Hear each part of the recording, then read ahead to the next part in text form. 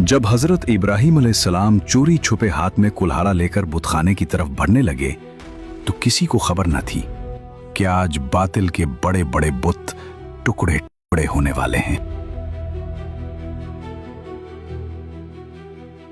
जब तमाम लोग मेले की तरफ जा चुके तो हजरत इब्राहिम अलैहिस्सलाम एहतियात और खामोशी के साथ बुतखाने की तरफ बढ़ने लगे। बुतखाना खामोश था, चारों तरफ सन्नाटा फैला हुआ था और वहां बड़े बड़े बुत कतारों में खड़े थे। हजरत इब्राहिम अलैहिस्सलाम आगे बढ़े और मजाक उड़ाते हुए बुतों से फरमाने लगे क्या तुम वो खाना नहीं खाते जो लोग बरकत के लिए तुम्हारे सामने रख गए हैं? वो बुत बहुत ज्यादा तादाद में थे, कुछ पत्थर के, कुछ लकड़ी के, कुछ सोने के, कुछ चांदी के, कुछ तांबे, लोहे। इन सब में एक सबसे बड़ा बुत था जो सोने का बना हुआ था और कीमती जवाहरात से सजा हुआ था।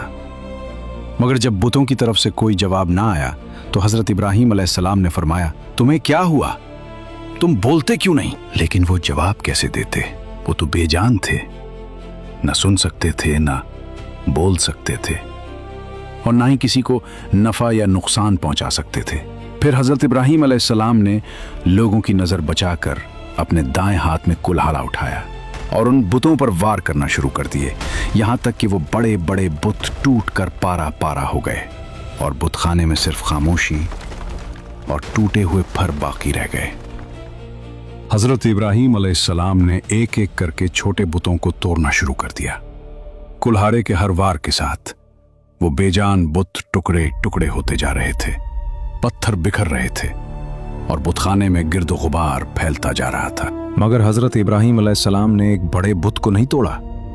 वो सबसे बड़ा बुत था, सोने से बना हुआ और कीमती जवाहरात से सजा हुआ। फिर आप अलैहिस्सलाम ने कुल्हाड़ा उठाकर उसी बड़े बुत के कंधे पर रख दिया ताकि जब लोग मेले से वापस आएं तो वो हैरान होकर सोचें, ये सब कैसे हुआ? छोटे बुत क्यों टूट गए और कुल्हाड़ा बड़े बुत के कंधे पर कैसे आया? हजरत इब्राहिम अलैहिस्सलाम चाहते थे कि कौम को होश आ जाए और वो समझ जाएं कि ये बुत खुद अपनी हिफाजत भी नहीं कर सकते, तो फिर ये खुदा कैसे हो सकते हैं? कुरान करीम में अल्लाह ताला फरमाता है, फजालहुम जुजाजन इल्ला कबीरन लहुम लाल्लहुम इलैहि यरजिऊन। तर्जुमा, तो इब्राहिम ने उन सब को टुकड़े टुकड़े कर दिया सिवाय उनके बड़े बुत के, ताकि शायद लोग उसकी तरफ रुजू करें। जब शाम के वक्त लोग मेले से वापस आए तो हस्बे दस्तूर वो सीधे बुतखाने की तरफ गए, मगर जैसे ही वो बुतखाने के अंदर दाखिल हुए उनकी खुशियां अचानक खौफ और हैरत में बदल गईं। हर तरफ टूटे हुए बुत पड़े थे, सोने, पत्थर और लकड़ी के बुत पारा पारा हो चुके थे और बुतखाने में सिर्फ खामोशी और तबाही बाकी रह गई थी। यह मंजर देखकर लोग चीख उठे, हमारे खुदाओं के साथ ये किसने किया है? यकीनन वो बहुत बड़ा जालिम है। तब कुछ लोग कहने लगे, हमने एक नौजवान को इन बुतों को बुरा भला कहते सुना था, उसका नाम इब्राहिम है, शायद ये सब उसी का काम है। जब ये खबर जालिम बादशाह नमरूद और उसके वजीरों तक पहुंची तो वो गुस्से से भर उठे और उन्होंने हुक्म दिया, उसे लोगों के सामने ले आओ ताकि सब गवाही दें कि यही वो शख्स है जो हमारे खुदाओं के खिलाफ बोलता था। लोगों का मकसद सिर्फ हकीकत जानना नहीं था, बल्कि हजरत इब्राहिम अलैहिस्सलाम के खिलाफ कार्रवाई की राह हमवार करना था। चुनाचे हजरत इब्राहिम अलैहिस्सलाम को लोगों के सामने लाया गया। हर तरफ गुस्सा, शोर और हैरत का माहौल था।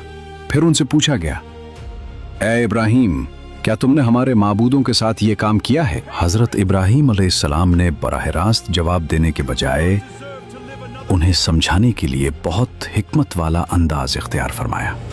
हजरत इब्राहिम अलैहिस्सलाम ने फरमाया, उस बड़े बुत के कंधे पर कुल्हाड़ा रखा हुआ है, शायद उसी ने उन छोटे बुतों को तोड़ा हो। मुमकिन है उसे गुस्सा आया हो कि तुम बड़े बुत के होते हुए छोटों की इबादत करते हो। फिर आप अलैहिस्सलाम ने फरमाया, तुम मुझसे क्यों पूछते हो? अपने इन बुतों से पूछ लो। अगर ये बोल सकते हैं तो खुद बता दें कि इनके साथ ये सब किसने किया। हजरत इब्राहिम अलैहिस्सलाम का मकसद सिर्फ एक बात समझाना था कि जो न बोल सकता है, न सुन सकता है और न अपने आप को बचा सकता है, वो खुदा कैसे हो सकता है। ये सुनकर कौम खामोश हो गई। वो सोचने लगे और दिल ही दिल में समझ गए कि हजरत इब्राहीम अलैहिस्सलाम हक पर हैं। फिर वो आपस में कहने लगे, बेशक तुम खुद ही जालिम हो।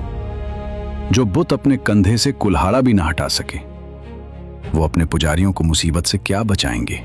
मगर सिर्फ हकीकत समझ लेना काफी नहीं होता जब तक इंसान हक को कबूल ना करे। इसीलिए वो जान लेने के बावजूद भी शिर्क पर कायम रहे। हक बात दिल में महसूस करने के बाद भी कौम की बदबख्ती और जिद फिर उनके सरों पर सवार हो गई।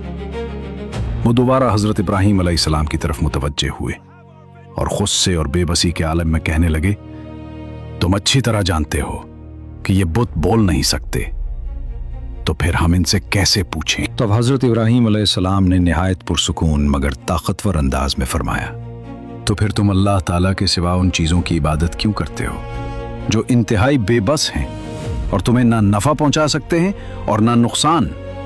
फिर आप अलैहिस्सलाम ने फरमाया, अफसोस है तुम पर और तुम्हारे इन बुतों पर। क्या तुम्हारे अंदर अकल नहीं? क्या तुम इतनी सी बात भी नहीं समझते कि ये बुत किसी तरह इबादत के लायक नहीं? कौम के पास कोई जवाब नहीं था क्योंकि हक उनके सामने वाज़े हो चुका था। मगर गुरूर और अंधी तकलीद अब भी उनके दिलों पर छाई हुई थी।